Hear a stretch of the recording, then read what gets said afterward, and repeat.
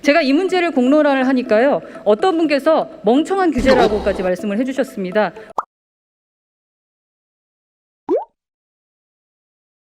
우리 정부는 아직도 게임의 가치를 평가절하할 뿐만 아니라 게임 과몰입을 중독이라고 하면서 질병처럼 취급을 하고 계십니다. 정부가 해야 할 것은 문제의 솔루션을 찾는 것이지 규제에 규제를 더해서 무조건 틀어막기만 하는 것은 아니라는 생각이 듭니다. 그 대표적인 예가 게임 셧다운제라고 생각합니다. 문체부는 게임산업법으로 선택적 셧다운제를 시행하고 있고요. 여가부는 청소년보호법으로 강제적 셧다운제를 시행하고 있습니다. 장관께서는 이와 같은 중복 규제가 지금의 상황에 과연 실효성이 있다고 생각하십니까?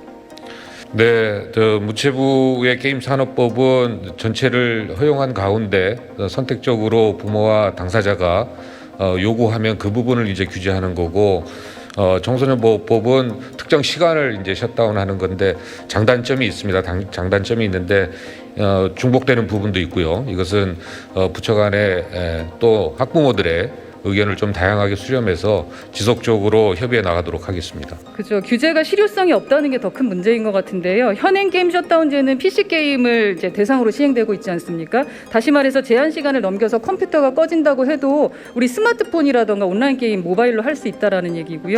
심지어 게임이 셧다운되어도 OTT나 또 SNS 통해서 얼마든지 관련 콘텐츠를 즐길 수 있다라는 거죠. 제가 이 문제를 공론화를 하니까요. 어떤 분께서 멍청한 규제라고까지 말씀을 해주셨습니다. 왜냐하면 강제적 셧다운제가 아니더라도 필요에 따라서 학부모가 요청을 하면 게임 이용 시간을 제한하도록 하는 선택적 셧다운제가 있는데 왜 우리 이미 있는 이 법제도에 구비가 돼 있는데 왜 그럴까라는 말씀이셨거든요. 저는 오히려 가정에서 자율적으로 판단하고 결정할 수 있도록 하는 문체부 소관의 선택적 셧다운제를 활성화하는 것이 제도의 실효성이라던가 법제도의 체계성 측면에서 효과적이라고 보는데 어떻게 생각하시나요? 근데 의원님, 아마 이런 부분도 있는 것 같습니다.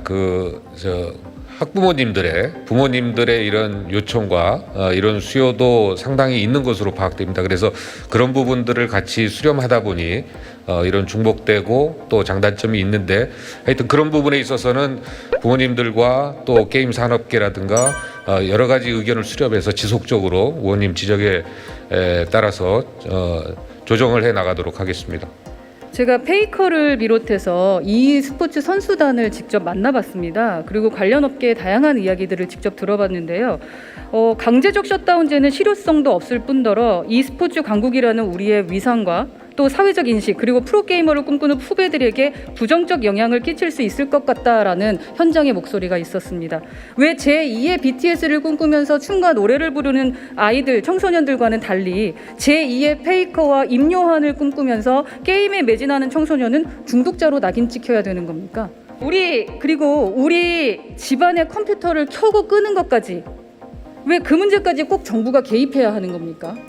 네, 비대면 기간에 우리 게임 산업이 거꾸로 다른 산업은 많이 곤두박질 쳤는데 게임 산업만 유독 이렇게 독보적으로 상승한 것을 의원님도 잘 알고 계실 겁니다.